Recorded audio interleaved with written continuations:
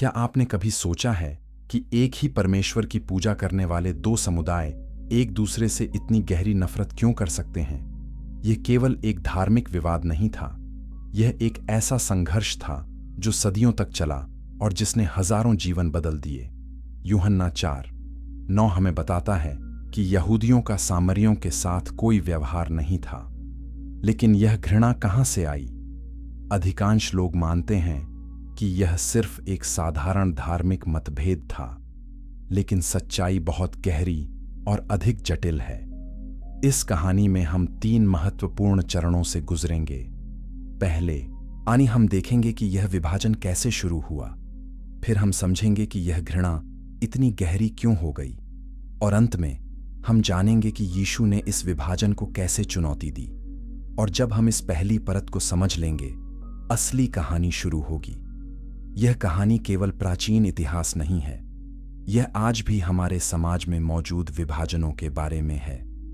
यह उन दीवारों के बारे में है जो हम अपने और दूसरों के बीच बनाते हैं। यह उन पूर्वाग्रहों के बारे में है जो हमें एक दूसरे से अलग करते हैं। जब हम यहूदियों और सामरियों की कहानी को समझते हैं, तो हम अपने खुद के जीवन में इन विभाजनों को पहचान सकते हैं। हम देख सकते हैं कि कैसे धर्म, जातीयता और राजनीति मिलकर घृणा को जन्म देते हैं। हम समझ सकते हैं कि कैसे इतिहास हमारे वर्तमान को आकार देता है। सामरी कौन थे? वे इस्राएलियों के वंशज थे। वे उसी परमेश्वर की पूजा करते थे जिसकी यहूदी पूजा करते थे। वे मूसा की व्यवस्था का पालन करते थे। वे खतना करते थे, सब्त का पालन करते थे और तौराह को पवित्र मानते थे। फिर भी यहूदियों ने उन्हें अधर्मी और अशुद्ध माना। यहूदी सामरियों के गांवों से होकर नहीं जाते थे। वे सामरियों के साथ खाना नहीं खाते थे। वे सामरियों से बात करना भी पाप समझते थे। यह घृणा इतनी गहरी थी कि जब किसी यहूदी को किसी की बुराई करनी होती थी तो वह उसे सामरी कहता था। यूहन्ना 8:48 में हम देखते हैं कि यहूदियों ने यीशु का अपमान करने के लिए कहा कि वह सामरी है। लेकिन यह घृणा रातों रात नहीं बनी। यह सदियों के इतिहास का परिणाम था। यह राजनीतिक विभाजन, धार्मिक विवाद और सांस्कृतिक मतभेदों का मिश्रण था। यह युद्धों, निर्वासन और विनाश की कहानी थी। यह पहचान, शुद्धता और सच्चाई के सवालों की कहानी थी। और सबसे महत्वपूर्ण बात यह है कि यह उन सीमाओं की कहानी थी जो मनुष्य खींचते हैं और जिन्हें परमेश्वर मिटाना चाहता है। तो चलिए इस यात्रा की शुरुआत करते हैं। चलिए वापस जाते हैं उस समय में जब इस्राएल एक संयुक्त राष्ट्र था। चलिए देखते हैं कि कैसे एक महान साम्राज्य 2 शत्रु राष्ट्रों में बंट गया। चलिए समझते हैं कि कैसे भाई भाई के दुश्मन बन गए। यह कहानी दर्दनाक है, लेकिन यह महत्वपूर्ण है, क्योंकि जब तक हम अपने इतिहास को नहीं समझते, हम अपने वर्तमान को नहीं बदल सकते। जब तक हम घृणा की जड़ों को नहीं देखते, हम प्रेम के मार्ग को नहीं पा सकते। इस कहानी में आपको आश्चर्य होगा, आपको गुस्सा आएगा, आपको दुख होगा, लेकिन सबसे महत्वपूर्ण बात यह है कि आप सीखेंगे। आप देखेंगे कि कैसे परमेश्वर मानवीय विभाजनों के बीच भी काम करता है। आप समझेंगे कि कैसे यीशु हर बाधा को पार करता है, और आप जानेंगे कि आज के समय में यह कहानी क्यों महत्वपूर्ण है। तो तैयार हो जाइए एक ऐसी यात्रा के लिए जो आपके दिमाग और दिल दोनों को छू जाएगी। चैप्टर 2, विभाजन की शुरुआत और एक राष्ट्र का टूटना। हमारी कहानी शुरू होती है लगभग 930 ईसा पूर्व में। राजा सुलेमान की मृत्यु हो चुकी थी। उन्होंने एक महान साम्राज्य बनाया था, लेकिन उनकी मृत्यु के साथ ही वह साम्राज्य बिखरने लगा। उनका बेटा रहबाम राजा बना। लोग रहबाम के पास आए और उससे कहा कि उनके पिता ने उन पर बहुत भारी बोझ डाला था। उन्होंने कहा कि अगर रहबाम उनका बोझ हल्का कर दे तो वे उसकी सेवा करेंगे। लेकिन रहबाम ने अपने बुजुर्ग सलाहकारों की सलाह को नजरअंदाज किया। उसने अपने युवा दोस्तों की सलाह मानी, जिन्होंने कहा कि वह लोगों पर और अधिक बोझ डाले। एक राजा 12:14 में हम पढ़ते हैं कि रहबाम ने लोगों से कहा कि मेरे पिता ने तुम पर भारी जुआ रखा, वहीं परंतु मैं उसे और भी भारी करूंगा। इस घमंड और मूर्खता ने राष्ट्र को तोड़ दिया। उत्तरी जनजातियों ने रहबाम को राजा मानने से इनकार कर दिया। उन्होंने यारोबाम को अपना राजा बनाया। इस तरह इस्राएल 2 राज्यों में बंट गया। उत्तर में इस्राएल राज्य था जिसमें 10 जनजातियां थीं। दक्षिण में यहूदा राज्य था जिसमें 2 जनजातियां थीं। यह विभाजन केवल राजनीतिक नहीं था, यह गहरा और व्यक्तिगत था। परिवार बंट गए, दोस्त दुश्मन बन गए, व्यापार रुक गया, सीमाएं बंद हो गईं। जो कभी एक लोग थे वे अब 2 अलग राष्ट्र बन गए। और इस विभाजन ने वह बीज बोया जो सदियों तक घृणा की फसल देता रहा। यह केवल एक राजनीतिक निर्णय नहीं था, यह एक आपदा थी जिसके परिणाम पीढ़ियों तक महसूस किए गए। लेकिन सबसे बड़ी समस्या अभी आनी बाकी थी। यारोबाम को एक डर था। उसे डर था कि अगर उसके लोग यरूशलेम में मंदिर में पूजा करने जाते रहे तो वे रहबाम के प्रति वफादार हो जाएंगे। यरूशलेम यहूदा राज्य में था, मंदिर यहूदा राज्य में था, और यारोबाम नहीं चाहता था कि उसके लोग यहूदा राज्य में जाएं। तो उसने एक खतरनाक निर्णय लिया। उसने अपने राज्य में 2 नई पूजा स्थल बनाए, एक दान में और एक बेथेल में। और इन स्थलों पर उसने सोने के बछड़े रखवाए। 1 राजा 12:28 में हम पढ़ते हैं कि यारोबाम ने लोगों से कहा कि यरूशलेम जाना तुम्हारे लिए बहुत है। हे इस्राएल, ये तेरे देवता हैं जो तुझे मिस्र देश से निकाल लाए। यह एक धार्मिक विद्रोह था। यह परमेश्वर की व्यवस्था के विरुद्ध था। परमेश्वर ने स्पष्ट रूप से कहा था कि पूजा केवल उस स्थान पर होनी चाहिए जो उसने चुना है, और वह स्थान यरूशलेम था। लेकिन यारोबाम ने अपनी राजनीतिक सुरक्षा को परमेश्वर की आज्ञा से ऊपर रखा। यह केवल सोने के बछड़ों की बात नहीं थी। यारोबाम ने पूजा की पूरी व्यवस्था बदल दी। उसने गैर लेवी याजक नियुक्त किए। परमेश्वर ने कहा था कि केवल लेवी कुल के लोग ही याजक हो सकते हैं, लेकिन यारोबाम ने किसी को ऊन भी याजक बना दिया जो सोना लेकर आता था। उसने त्योहारों की तारीखें बदल दी। उसने अपने मन से नए धार्मिक रीति रिवाज बनाए। 1 राजा 12:33 कहता है कि उसने अपने मन से एक नया त्योहार ठहराया। यहूदा राज्य के लोगों ने इसे धर्म त्याग के रूप में देखा। उन्होंने इसे परमेश्वर के विरुद्ध विद्रोह के रूप में देखा। उनके लिए उत्तरी राज्य अब सच्चे इस्राएल का हिस्सा नहीं रह गया था। वे लोग जो परमेश्वर से दूर हो गए थे, वे लोग जिन्होंने झूठे देवताओं की पूजा शुरू कर दी थी। और यह दृष्टिकोण सदियों तक बना रहा। यह घृणा की नींव बन गया जो बाद में और गहरी होती गई। लेकिन उत्तरी राज्य के लोगों का अपना दृष्टिकोण था। उन्होंने यह नहीं माना कि वे परमेश्वर से दूर हो गए हैं। उन्होंने सोचा कि वे अभी भी उसी परमेश्वर की पूजा कर रहे हैं। सोने के बछड़े परमेश्वर की मूर्तियां नहीं थे, बल्कि उसके सिंहासन के प्रतीक थे। यह उनका तर्क था, और समय के साथ उन्होंने अपनी पहचान बनाई जो यहूदा से अलग थी। वे अब यहूदियों के अधीन नहीं थे। उनका अपना राजा था, अपना धर्म था, अपनी संस्कृति थी। यह विभाजन केवल धार्मिक नहीं था, यह सांस्कृतिक, राजनीतिक और भावनात्मक भी था। और जैसे जैसे समय बीतता गया, यह खाई और चौड़ी होती गई। दोनों पक्ष एक दूसरे को शक की नजर से देखने लगे। दोनों पक्ष एक दूसरे को नीचा दिखाने लगे, और दोनों पक्ष मानते थे कि वे ही सच्चे इस्राएल हैं। यह एक त्रासदी थी जिसकी शुरुआत एक मूर्ख राजा और एक डरपोक राजा से हुई, लेकिन इसके परिणाम पूरे राष्ट्र को भुगतने पड़े। चैप्टर 3, धार्मिक विद्रोह और यरूशलेम का क्रोध। यारोबाम के धार्मिक सुधारों ने एक ऐसा संकट पैदा किया जो कभी हल नहीं हुआ। यरूशलेम के याजकों और नबियों के लिए यह स्वीकार्य नहीं था। परमेश्वर ने मूसा के माध्यम से स्पष्ट निर्देश दिए थे। व्यवस्था विवरण 12:5 में लिखा है कि तुम्हें उस स्थान को ढूंढना होगा जो तुम्हारे परमेश्वर यहोवा ने चुना है। वह स्थान यरूशलेम था।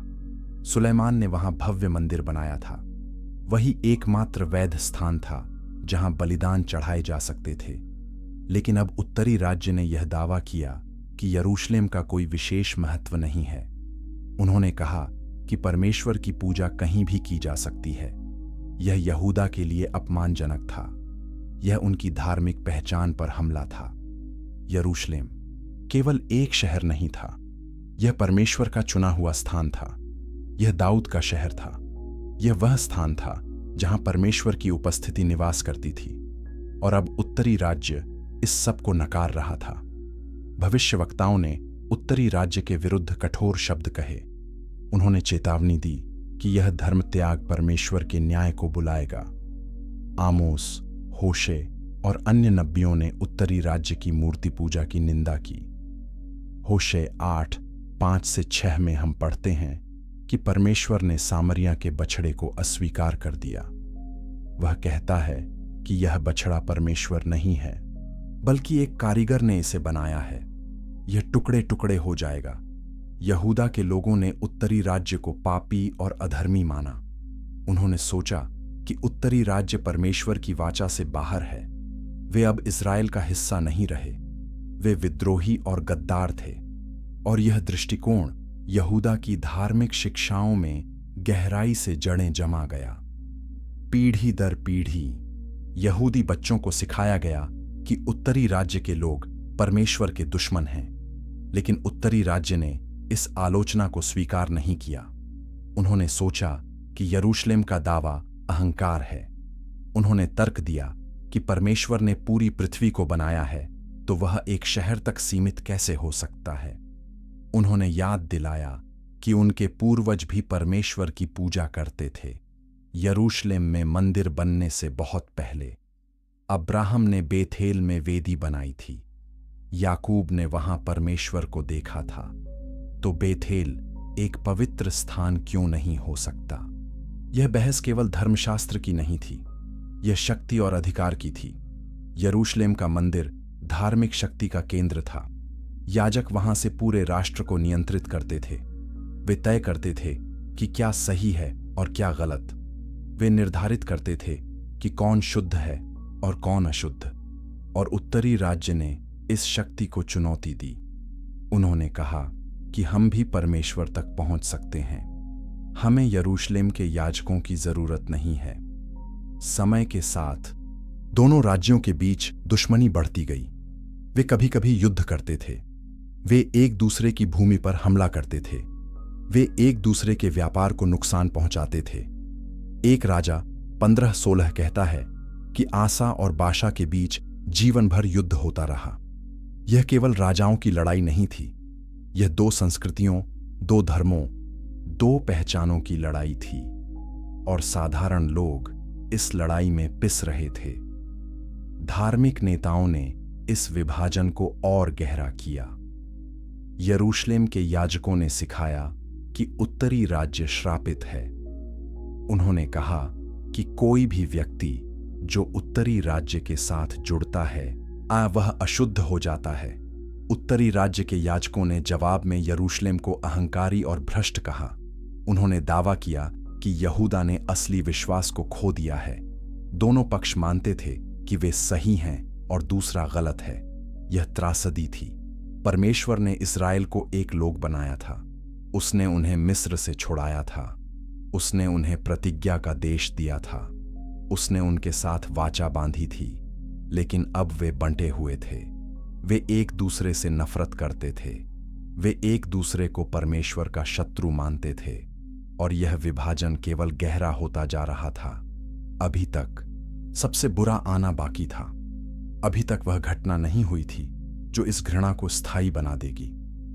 चैप्टर 4, अश्शूरियों का आगमन और पहचान का संकट।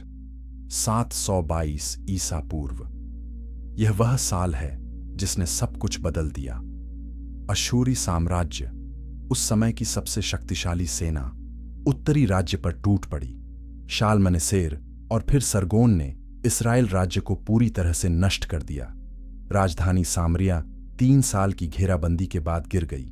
2 राजा 17:6 में लिखा है कि अश्शूर के राजा ने इस्राएल को ले जाकर अश्शूर में बसाया। यह केवल एक सैन्य पराजय नहीं थी, यह एक राष्ट्र का अंत था। अश्शूरियों की एक क्रूर रणनीति थी। वे जीती हुई भूमि के लोगों को निर्वासित कर देते थे। वे उन्हें अपने साम्राज्य के दूर दराज के हिस्सों में बसा देते थे और फिर वे अन्य स्थानों के लोगों को उस खाली भूमि में लाते थे। यह रणनीति विद्रोह को रोकने के लिए थी। अगर लोग अपनी भूमि से दूर हैं तो वे विद्रोह नहीं कर सकते। अगर भूमि में नए लोग हैं तो पुरानी पहचान खत्म हो जाती है। यह एक प्रभावी लेकिन निर्मम तरीका था। अश्शूरियों ने उत्तरी इस्राएल के हजारों लोगों को निर्वासित किया। उन्हें मेसोपोटामिया और मादी के क्षेत्रों में भेजा गया। ये लोग कभी वापस नहीं आए। वे इतिहास में खो गए। इन्हें खोई हुई 10 जनजातियां कहा जाता है, लेकिन सभी इस्राएली निर्वासित नहीं हुए। गरीब लोग, किसान और श्रमिक भूमि पर रह गए। वे वही लोग थे जो बाद में सामरी कहलाए। फिर अश्शूरियों ने बेबीलोन, कूठा, अव्वा, हमात और स्पर्वैम से लोगों को लाकर सामरिया के नगरों में बसाया। 2 राजा 17:24 यह स्पष्ट रूप से बताता है। ये विदेशी लोग अपने साथ अपने देवता, अपने रीति रिवाज और अपनी संस्कृति लेकर आए और धीरे धीरे एक मिश्रित संस्कृति बनने लगी। इजरायली और विदेशी एक दूसरे के साथ रहने लगे। वे आपस में विवाह करने लगे और उनके धर्म भी मिश्रित होने लगे। 2 राजा 17:83 कहता है कि वे यहोवा का भय मानते थे और अपने देवताओं की भी उपासना करते थे। यह एक संकर धर्म था। यह न तो शुद्ध यहोवा की उपासना थी और न ही पूरी तरह से मूर्ति पूजा। यह दोनों का मिश्रण था और यह यहूदा के लोगों के लिए घृणित था। उनके लिए यह सबसे बुरा पाप था। धर्म में मिलावट करना, परमेश्वर की उपासना को दूसरे देवताओं के साथ मिलाना, यह क्षमा न करने योग्य था। लेकिन सामरियों का अपना दृष्टिकोण था। वे खुद को इस्राएलियों के वंशज मानते थे। हाँ, उनके बीच विदेशी लोग भी थे। हाँ, उनकी संस्कृति में कुछ विदेशी तत्व थे, लेकिन वे अभी भी मूसा की व्यवस्था का पालन करते थे। वे अभी भी यहोवा की पूजा करते थे। वे अभी भी खतना करते थे और सप्त मानते थे। उनके लिए वे सच्चे इस्राएली थे जो आपदा में भी अपनी भूमि पर बने रहे। समय के साथ धार्मिक मिश्रण कम होता गया। सामरी समुदाय ने अपनी पहचान को अधिक स्पष्ट रूप से परिभाषित किया। उन्होंने विदेशी धार्मिक प्रथाओं को छोड़ना शुरू किया। उन्होंने तोराह पर अधिक ध्यान केंद्रित किया। वे खुद को अब्राहम, इसहाक और याकूब के वंशज मानते थे। वे मानते थे कि वे परमेश्वर की चुनी हुई जाति का हिस्सा हैं। लेकिन यहूदियों ने कभी इस दावे को स्वीकार नहीं किया। यहूदियों के लिए अन्य सामरी अशुद्ध थे। उनका खून मिश्रित था। उनका धर्म दूषित था। उनका इतिहास शर्मनाक था और इसलिए उन्हें इस्राएल का हिस्सा नहीं माना जा सकता था। यह केवल धार्मिक निर्णय नहीं था, यह जातीय और सांस्कृतिक भी था। यहूदियों ने शुद्धता पर बहुत जोर दिया और सामरी उनकी शुद्धता की परिभाषा में फिट नहीं बैठते थे। अश्शूरियों के आक्रमण ने न केवल एक राज्य को नष्ट किया, बल्कि एक पहचान संकट पैदा किया। कौन सच्चा इस्राएली है? कौन परमेश्वर की वाचा का हिस्सा है? क्या रक्त की शुद्धता महत्वपूर्ण है या विश्वास महत्वपूर्ण है? ये प्रश्न सदियों तक बने रहे और इनका कोई आसान उत्तर नहीं था। लेकिन एक बात स्पष्ट थी, यहूदियों और सामरियों के बीच की खाई अब और गहरी हो गई थी और यह खाई जल्द ही और भी चौड़ी होने वाली थी। चैप्टर 5, बेबीलोन की कैद और शुद्धता का जुनून। अश्शूरियों ने उत्तरी राज्य को नष्ट किया, लेकिन यहूदा बच गया, कम से कम कुछ समय के लिए। लेकिन 586 ईसा पूर्व में बेबीलोन के राजा नबूकदनेस्सर ने यरूशलेम पर हमला किया। उसने शहर को घेर लिया। भयंकर भूख और बीमारी फैल गई। अंत में आज शहर गिर गया। बेबीलोन की सेना ने यरूशलेम को तबाह कर दिया। उन्होंने मंदिर को जला दिया। उन्होंने दीवारों को गिरा दिया और उन्होंने यहूदा के लोगों को बेबीलोन ले गए। यह यहूदा के इतिहास में सबसे दर्दनाक घटना थी। मंदिर, जो परमेश्वर की उपस्थिति का प्रतीक था, नष्ट हो गया। यरूशलेम, दाऊद का शहर, खंडहर बन गया और लोग, परमेश्वर की चुनी हुई जाति, निर्वासन में थे। भजन संहिता 137:1 में निर्वासित लोगों का दुख व्यक्त होता है। बेबीलोन की नदियों के किनारे हम बैठे और सिय्योन को स्मरण करके रोए। यह केवल राजनीतिक पराजय नहीं थी, यह आध्यात्मिक संकट था। परमेश्वर ने अपने लोगों को क्यों छोड़ दिया? निर्वासन में यहूदियों ने गहरा आत्मनिरीक्षण किया। उन्होंने सोचा कि यह आपदा क्यों आई? नबियों ने उत्तर दिया, यह पाप के कारण हुआ।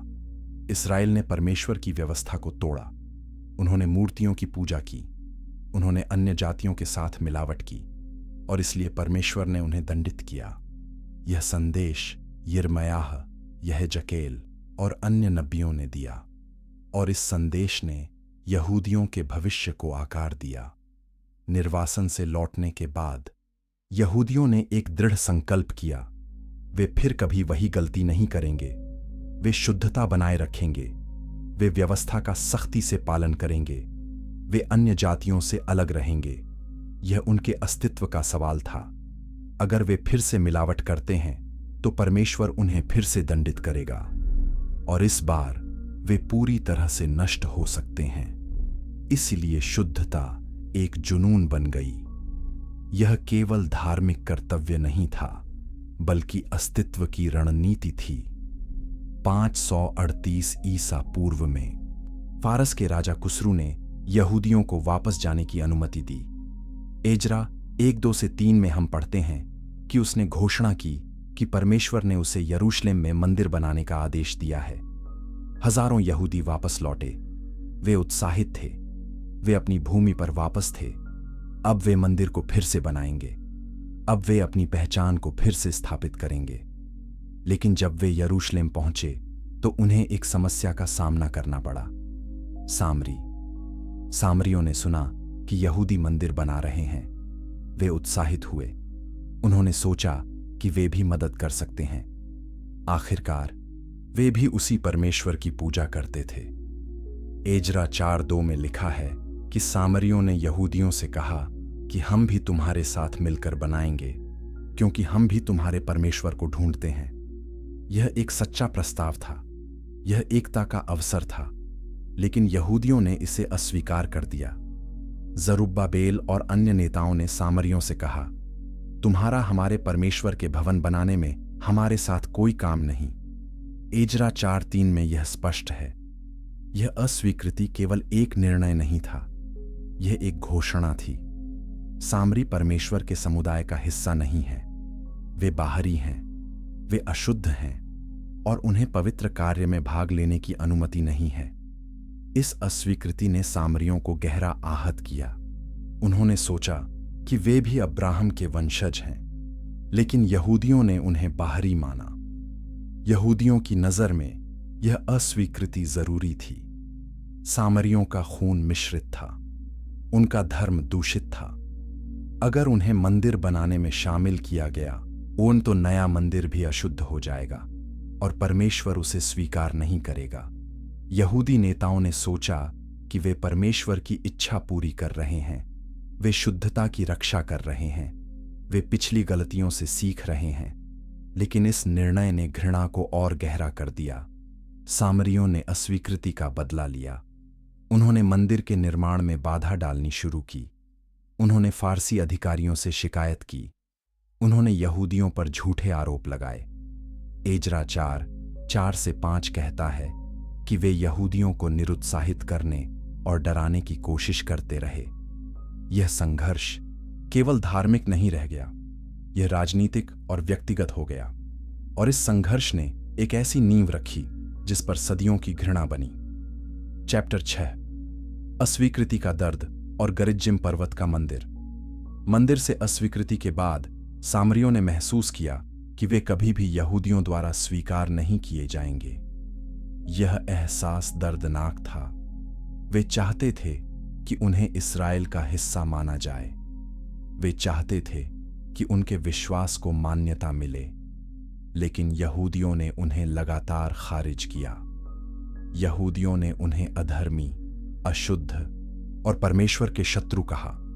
इस अस्वीकृति ने सामरियों की पहचान को नया आकार दिया। अगर यरूशलेम उन्हें नहीं चाहता तो वे अपना खुद का केंद्र बनाएंगे। लगभग 400 ईसा पूर्व में सामरियों ने गिरिज्जिम पर्वत पर अपना मंदिर बनाया। यह स्थान उनके लिए पवित्र था। व्यवस्था विवरण 11:22 में लिखा है कि जब तुम प्रतिज्ञा के देश में प्रवेश करो तो गिरिज्जिम पर्वत पर आशीष दो। सामरियों ने तर्क दिया कि यह वही स्थान है जहां अब्राहम ने इसहाक को बलिदान करने के लिए तैयार किया था। यह वह स्थान है जहां याकूब ने सीढ़ी का सपना देखा था। यह वास्तविक पवित्र स्थान है, न कि यरूशलेम। गिरिज्जिम पर मंदिर का निर्माण केवल एक धार्मिक कार्य नहीं था, यह एक राजनीतिक घोषणा थी।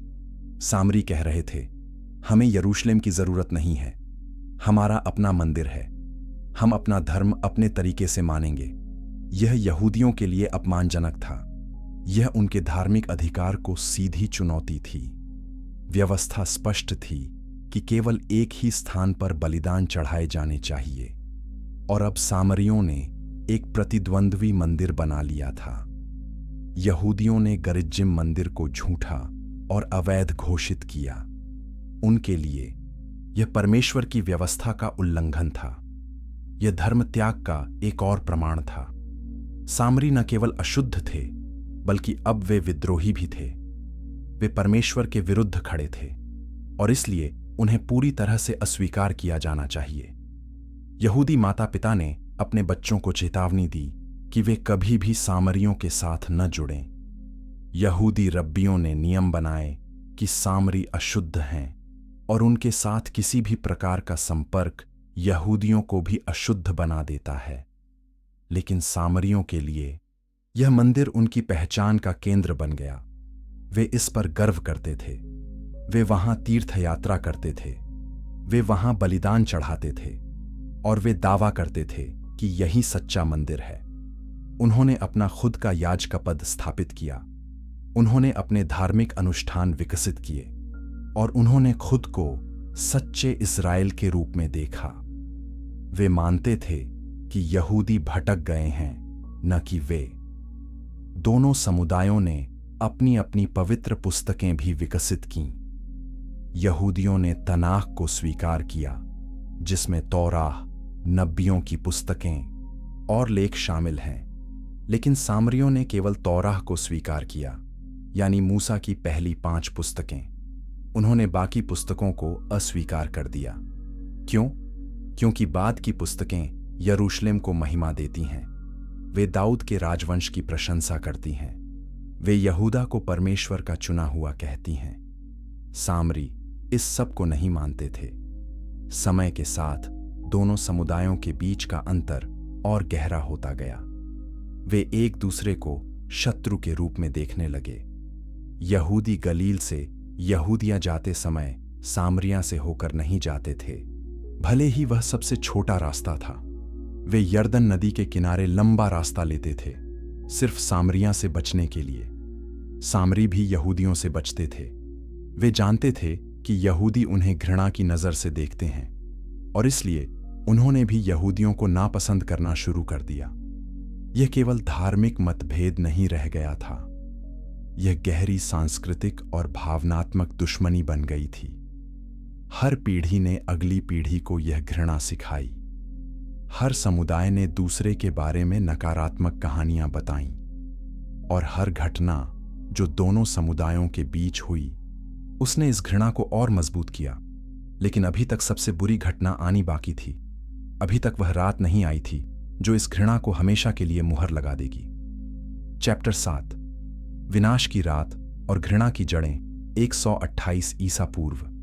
यह वह साल है जिसे सामरी कभी नहीं भूल सके। यह वह साल है जिसने घृणा को स्थायी बना दिया। यहूदा का शासक यूहन्ना हुरकानुस था। वह हशमोनी राजवंश से था, जो मैकाबी विद्रोह के बाद सत्ता में आया था। हुरकानुस महत्वाकांक्षी और शक्तिशाली था। उसने यहूदा की सीमाओं को बढ़ाया, उसने आसपास के क्षेत्रों को जीता, और फिर उसने सामरिया की ओर रुख किया। उसका लक्ष्य केवल भूमि जीतना नहीं था, उसका लक्ष्य सामरियों के धार्मिक केंद्र को नष्ट करना था। हुरकानुस की सेना सामरिया पर आक्रमण करने के लिए आगे बढ़ी। उन्होंने शहर को घेर लिया, उन्होंने इसे तबाह किया और फिर वे गरिज्जिम पर्वत की ओर बढ़े। वहां सामरियों का पवित्र मंदिर खड़ा था। यह मंदिर 300 सालों से सामरी पहचान का केंद्र था। यह वह स्थान था जहां वे अपने सबसे महत्वपूर्ण धार्मिक समारोह करते थे।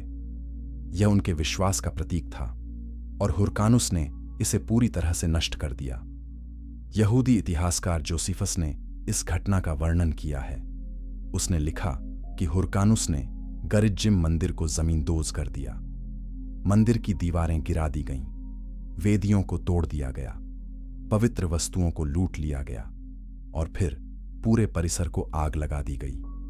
सामरियों ने अपने मंदिर को बचाने की कोशिश की लेकिन वे असफल रहे। उनकी सेना यहूदियों की सेना से कमजोर थी और इसलिए उन्हें केवल देखना पड़ा कि उनका सबसे पवित्र स्थान नष्ट हो रहा है।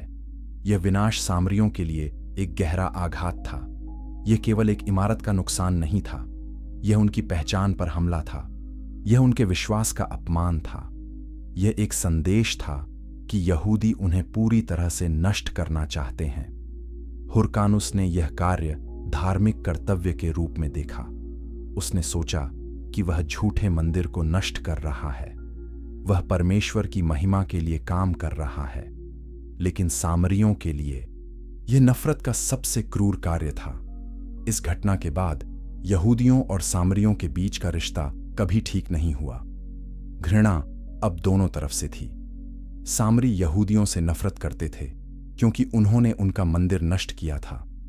यहूदी सामरियों से नफरत करते थे क्योंकि वे अभी भी सामरी धर्म को झूठा मानते थे। दोनों समुदायों में कड़वाहट थी, दोनों समुदायों में प्रतिशोध की भावना थी और दोनों समुदायों ने एक दूसरे को कभी माफ नहीं किया। यीशु के समय तक यह घृणा सदियों पुरानी हो चुकी थी, लेकिन यह अभी भी ताजा थी। यहूदी और सामरी एक दूसरे से बचते थे। वे एक दूसरे के साथ व्यापार नहीं करते थे, वे एक दूसरे से बात नहीं करते थे। यहूदी रब्बियों ने सिखाया कि सामरी पापी हैं। सामरी अपने बच्चों को सिखाते थे कि यहूदी अहंकारी और क्रूर हैं। हर समुदाय ने दूसरे को राक्षस बना दिया और इसलिए जब यीशु ने सामरियों के साथ बातचीत की तो यह एक क्रांतिकारी कार्य था। लेकिन इससे पहले कि हम यीशु की कहानी पर आएं, हमें सामरियों के दृष्टिकोण को समझना चाहिए। हमें यह जानना चाहिए कि वे खुद को कैसे देखते थे। हमें यह समझना चाहिए कि उनका विश्वास क्या था, क्योंकि अगर हम केवल यहूदी दृष्टिकोण सुनते हैं तो हम कहानी का आधा हिस्सा ही जानते हैं और सच्चाई हमेशा दोनों पक्षों को सुनने में है। तो चलिए अब सामरियों की दुनिया में प्रवेश करते हैं और उनकी कहानी को उनकी आंखों से देखते हैं। चैप्टर 8, सामरियों की सच्चाई और उनका विश्वास। सामरी खुद को क्या मानते थे? वे खुद को सच्चे इस्राएल के रूप में देखते थे। वे मानते थे कि वे उत्तरी जनजातियों के वंशज हैं, विशेष रूप से एप्रैम और मनश्शे के। वे दावा करते थे कि उन्होंने मूल विश्वास को संरक्षित किया है, जबकि यहूदियों ने इसे बदल दिया। उनका तर्क था कि यरूशलेम ने राजनीतिक कारणों से धर्म को भ्रष्ट किया। दाऊद और सुलैमान ने अपनी राजधानी को महिमा मंडित करने के लिए धार्मिक परंपराओं को बदला, लेकिन सामरियों ने असली, शुद्ध, मूल इस्राएली धर्म को बनाए रखा। सामरियों का पवित्र ग्रंथ सामरी तोराह है। यह मूसा की 5 पुस्तकों का उनका संस्करण है। यह यहूदी तोराह से बहुत मिलता जुलता है, लेकिन कुछ महत्वपूर्ण अंतर हैं। सबसे बड़ा अंतर यह है कि सामरी तोराह में गरिज्जिम पर्वत को पवित्र स्थान के रूप में दिखाया गया है, न कि यरूशलेम को। व्यवस्था विवरण 27:4 में सामरी संस्करण कहता है कि वेदी गरिज्जिम पर बनानी है, लेकिन यहूदी संस्करण कहता है कि यह एबाल पर बननी है। यह एक छोटा सा बदलाव है, लेकिन इसका बहुत बड़ा महत्व है। सामरियों ने बाकी हिब्रू बाइबिल को क्यों अस्वीकार किया? क्योंकि वे मानते थे कि ये बाद की पुस्तकें यहूदी प्रचार हैं।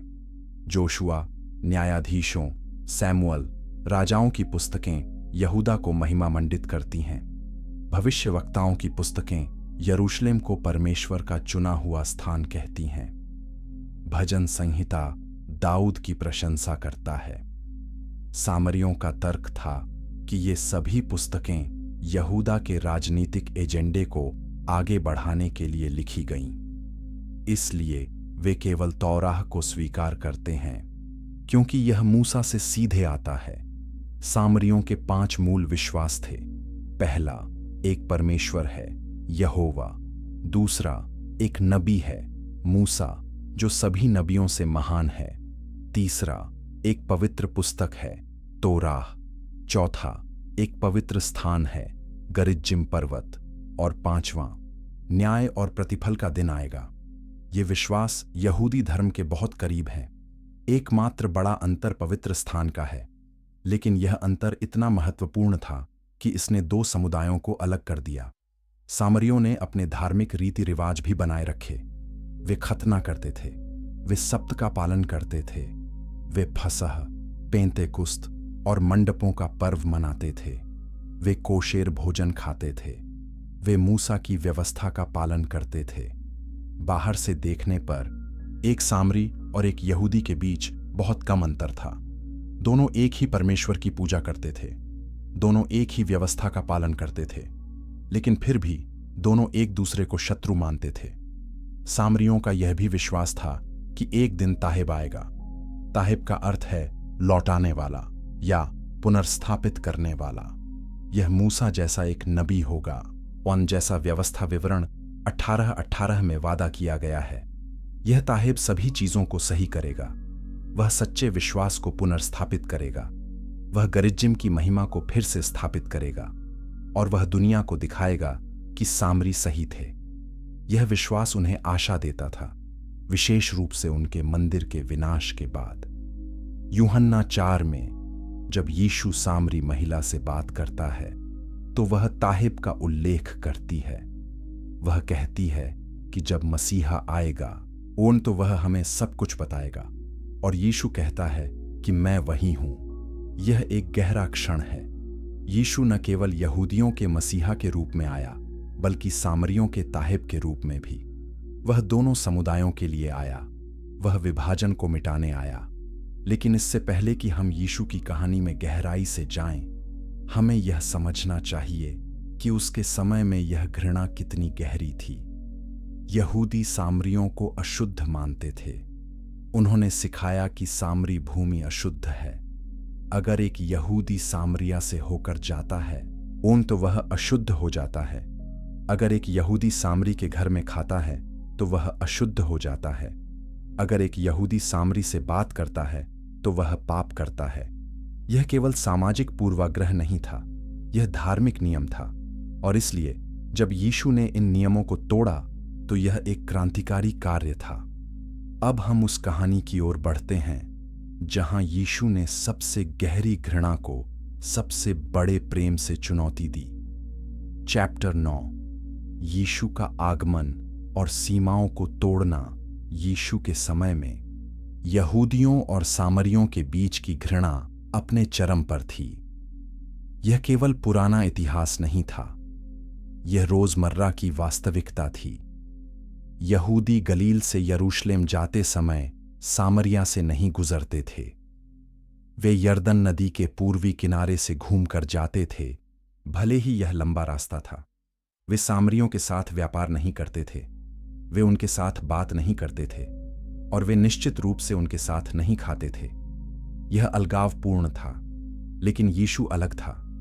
यूहन्ना 4:4 कहता है कि उसे सामरिया से होकर जाना जरूरी था। यह भौगोलिक जरूरत नहीं थी, यह आध्यात्मिक जरूरत थी। यीशु जानबूझकर सामरिया से होकर गया। उसने उस रास्ते को चुना जो हर यहूदी बचता था। वह जानता था कि वह एक सीमा पार कर रहा है। वह जानता था कि यह विवादास्पद होगा, लेकिन उसका संदेश सीमाओं को तोड़ने का था, उन्हें मजबूत करने का नहीं। सामरिया में यीशु सूखार नामक एक गांव में रुका। वहां याकूब का कुआं था। दोपहर के समय एक सामरी महिला पानी भरने आई। यीशु ने उससे कहा, मुझे पानी पिला। यूहन्ना 4:9 में हम पढ़ते हैं, कि सामरी महिला ने आश्चर्य से कहा, तू यहूदी होकर मुझ सामरी स्त्री से पानी क्यों मांगता है? क्योंकि यहूदियों का सामरियों के साथ कोई व्यवहार नहीं। यह महिला जानती थी कि यह असामान्य था, यह नियमों के विरुद्ध था, लेकिन यीशु परवाह नहीं करता था। यीशु ने उस महिला के साथ लंबी बातचीत की। उसने उसके जीवन के बारे में बात की। उसने उसे बताया कि उसके 5 पति थे। उसने उसे जीवित जल के बारे में बताया और फिर उसने सबसे महत्वपूर्ण बात कही। जब महिला ने पूजा के सही स्थान के बारे में पूछा, क्या यह गरिज्जिम है या यरूशलेम, तो यीशु ने कहा कि समय आ रहा है जब न तो इस पर्वत पर और न यरूशलेम में परमेश्वर की पूजा ओम करोगे। सच्चे उपासक आत्मा और सच्चाई से पूजा करेंगे। यह एक क्रांतिकारी बयान था। यीशु ने कहा कि पूजा का स्थान महत्वपूर्ण नहीं है, न तो गरिज्जिम सही है और न ही यरूशलेम। परमेश्वर स्थान की परवाह नहीं करता, वह हृदय की परवाह करता है। यह दोनों समुदायों के लिए चुनौती थी। यहूदियों के लिए जो यरूशलेम को सर्वोपरि मानते थे, और सामरियों के लिए जो गरिज्जिम को पवित्र मानते थे। यीशु ने कहा कि दोनों गलत सवाल पूछ रहे हैं। सही सवाल यह नहीं है कि कहां पूजा करें, बल्कि यह है कि कैसे पूजा करें। सामरी महिला यीशु में विश्वास करने लगी। उसने अपने गांव में जाकर सभी को बताया और कई सामरी यीशु के पास आए।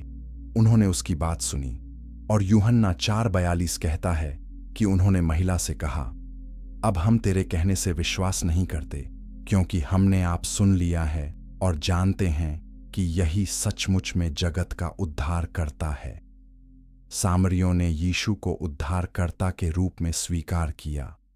यह अद्भुत था। जिन लोगों को यहूदी अस्वीकार करते थे, वे परमेश्वर के राज्य में स्वागत किए गए। लेकिन यीशु यहीं नहीं रुका। उसने सामरियों के बारे में एक दृष्टांत भी सुनाया, जो शायद उसके सबसे प्रसिद्ध दृष्टांतों में से एक है, नेक सामरी। लूका 10 में एक व्यवस्थापक ने यीशु से पूछा कि मेरा पड़ोसी कौन है। यीशु ने जवाब में एक कहानी सुनाई। एक आदमी यरूशलेम से यरीहो जा रहा था। रास्ते में डाकुओं ने उस पर हमला किया, उसे लूटा और अधमरा छोड़ दिया। एक याजक उस रास्ते से गुजरा, लेकिन वह दूसरी तरफ से चला गया। एक लेवी भी आया, लेकिन वह भी टाल गया। फिर एक सामरी आया और उसने उस घायल आदमी की देखभाल की। यह दृष्टांत चौंकाने वाला था। यीशु ने याजक और लेवी को खलनायक के रूप में दिखाया। ये वे लोग थे जिन्हें सबसे धार्मिक माना जाता था, लेकिन उन्होंने जरूरतमंद की मदद नहीं की।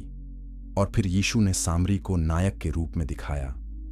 वह व्यक्ति जिसे यहूदी घृणा करते थे, वही सच्ची दया दिखाता है। यीशु अपने यहूदी श्रोताओं को चुनौती दे रहा था। वह उनसे पूछ रहा था, कौन वास्तव में धार्मिक है? वह जो नियमों का पालन करता है लेकिन प्रेम नहीं करता, या वह जो प्रेम करता है भले ही उसे अशुद्ध माना जाता हो? एक और घटना में यीशु ने 10 कोढ़ियों को चंगा किया। लूका 17 में लिखा है कि केवल एक वापस आया धन्यवाद देने के लिए, और वह सामरी था। यीशु ने कहा, क्या 10 शुद्ध नहीं हुए? तो वे 9 कहाँ हैं? क्या इस परदेशी को छोड़ और कोई नहीं मिला जो परमेश्वर की महिमा करने के लिए लौटता? यीशु फिर से दिखा रहा था कि बाहरी व्यक्ति अक्सर अंदरूनी से अधिक विश्वास योग्य होता है। जो लोग खुद को धार्मिक मानते हैं, वे परमेश्वर के अनुग्रह को भूल जाते हैं, लेकिन जो लोग बहिष्कृत हैं, वे कृतज्ञता दिखाते हैं। चैप्टर 10, नेक सामरी की कहानी और प्रेम का संदेश। नेक सामरी का दृष्टांत केवल एक अच्छी कहानी नहीं है, यह एक शक्तिशाली चुनौती है। यीशु के यहूदी श्रोताओं के लिए यह सुनना लगभग असहनीय था। सामरी को नायक के रूप में चित्रित करना यह अपमानजनक था, लेकिन यही यीशु का उद्देश्य था। वह अपने श्रोताओं को झकझोरना चाहता था। वह उन्हें उनके पूर्वाग्रहों का सामना कराना चाहता था। वह उन्हें दिखाना चाहता था कि परमेश्वर का राज्य उनकी अपेक्षा से बहुत अलग है। व्यवस्थापक ने यीशु से पूछा था, मेरा पड़ोसी कौन है? यह एक सीमा का सवाल था। वह जानना चाहता था कि उसे किसे प्रेम करना है और किसे नहीं। वह एक स्पष्ट रेखा चाहता था। लेकिन यीशु ने सवाल को पलट दिया। उसने कहानी के अंत में पूछा, इन तीनों में से कौन उस आदमी का पड़ोसी ठहरा जो डाकुओं में फंस गया था? व्यवस्थापक को जवाब देना पड़ा, जिसने उस पर दया की। उसने सामरी शब्द भी नहीं कहा। यह शब्द उसके मुंह से नहीं निकला, लेकिन उसे स्वीकार करना पड़ा कि सामरी ही सही था। यीशु ने तब कहा, जा और तू भी ऐसा ही कर। यह केवल एक सुझाव नहीं था, यह एक आदेश था। यीशु कह रहा था कि तुम्हें सामरी की तरह बनना होगा। तुम्हें उन लोगों से प्रेम करना होगा जिन्हें तुम शत्रु मानते हो। तुम्हें उन लोगों की मदद करनी होगी जिन्हें तुम अशुद्ध मानते हो। तुम्हें सीमाओं को पार करना होगा जो तुमने बनाई हैं। यह यीशु की शिक्षा का केंद्र था। परमेश्वर का राज्य में कोई बाहरी नहीं है। परमेश्वर का प्रेम हर सीमा को पार करता है। यह संदेश यहूदियों के लिए कठिन था। वे सदियों से सिखाए गए थे कि सामरी अशुद्ध हैं। वे मानते थे कि परमेश्वर केवल यहूदियों से प्रेम करता है। वे सोचते थे कि परमेश्वर का राज्य केवल उनके लिए है। लेकिन यीशु ने कहा, नहीं, परमेश्वर का प्रेम सार्वभौमिक है। उसका अनुग्रह सभी के लिए है। और जो लोग खुद को बाहर रखते हैं, वे वास्तव में खुद को परमेश्वर के राज्य से बाहर कर रहे हैं। यीशु की मृत्यु और पुनरुत्थान के बाद प्रारंभिक कलीसिया को यह चुनौती मिली। प्रेरितों के काम 1:8 में यीशु ने अपने शिष्यों से कहा कि तुम यरूशलेम, यहूदिया, सामरिया और पृथ्वी की छोर तक मेरे गवाह होगे। सामरिया को शामिल करना महत्वपूर्ण था। यीशु चाहता था कि उसके अनुयायी उन लोगों तक पहुंचें जिन्हें वे सबसे ज्यादा नापसंद करते थे। यह आसान नहीं था। प्रारंभिक विश्वासी ज्यादातर यहूदी थे। उनके लिए सामरिया जाना और सुसमाचार प्रचार करना एक बड़ी चुनौती थी। प्रेरितों के काम 8 में हम देखते हैं कि फिलिप्पुस सामरिया में सुसमाचार प्रचार करने गया और सामरियों ने उसका संदेश स्वीकार किया।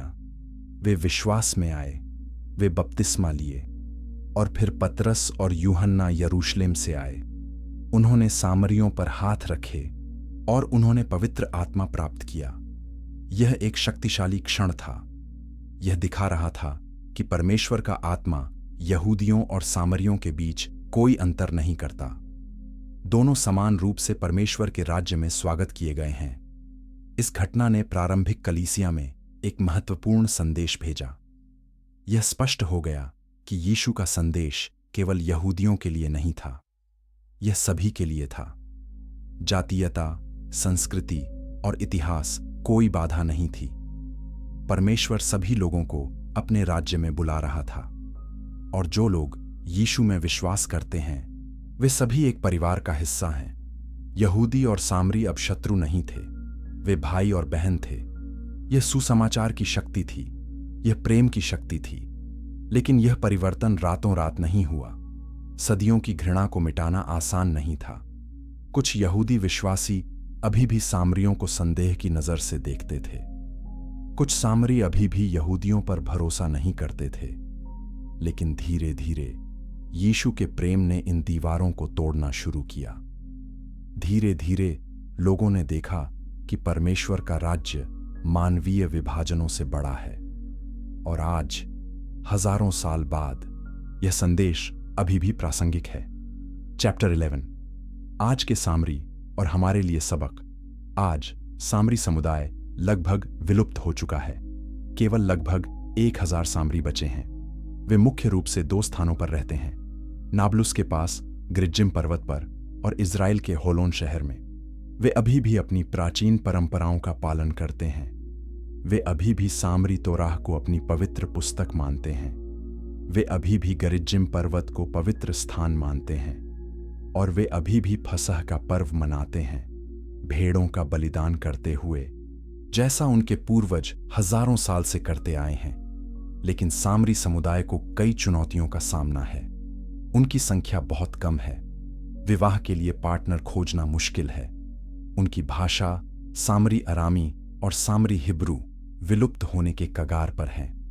आधुनिक दुनिया में अपनी प्राचीन परंपराओं को बनाए रखना चुनौतीपूर्ण है। फिर भी वे दृढ़ हैं। वे अपनी पहचान को संरक्षित करना चाहते हैं। वे अपने विश्वास को जीवित रखना चाहते हैं और वे आशा करते हैं कि भविष्य की पीढ़ियां उनकी विरासत को आगे बढ़ाएंगी। सामरियों की कहानी हमें क्या सिखाती है? यह हमें दिखाती है कि कैसे छोटे विभाजन समय के साथ गहरी घृणा बन सकते हैं।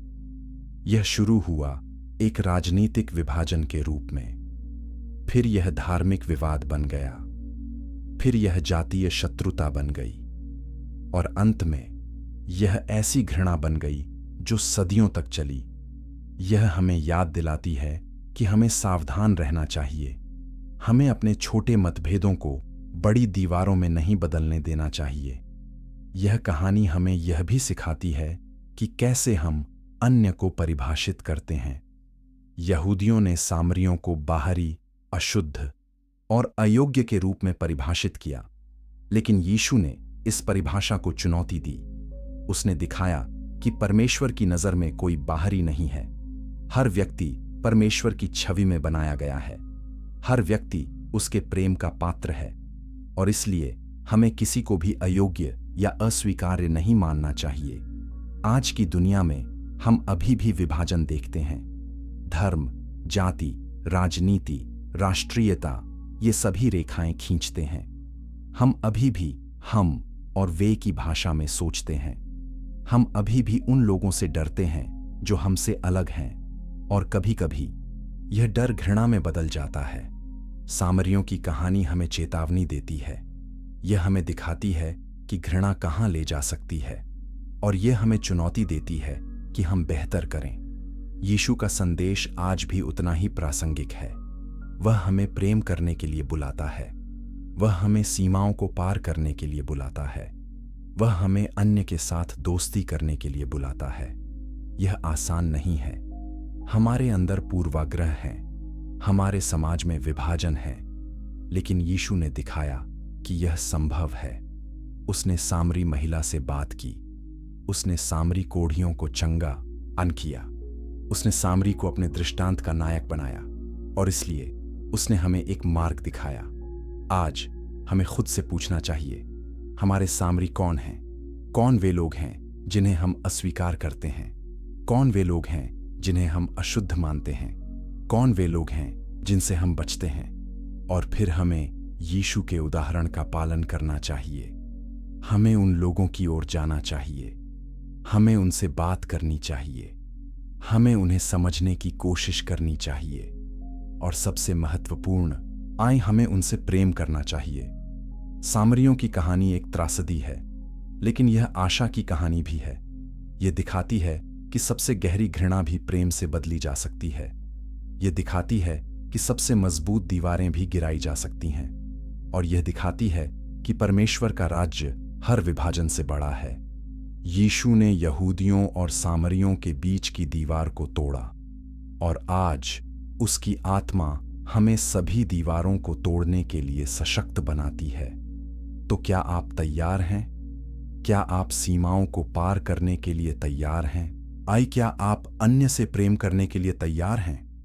यह यात्रा आसान नहीं होगी, लेकिन यह सार्थक होगी, क्योंकि जब हम प्रेम करते हैं तो हम परमेश्वर के समान बनते हैं और जब हम विभाजनों को मिटाते हैं तो हम उसके राज्य को पृथ्वी पर लाते हैं। यही यीशु का संदेश था। यही सुसमाचार की शक्ति है और यही सामरियों की कहानी का सबक है।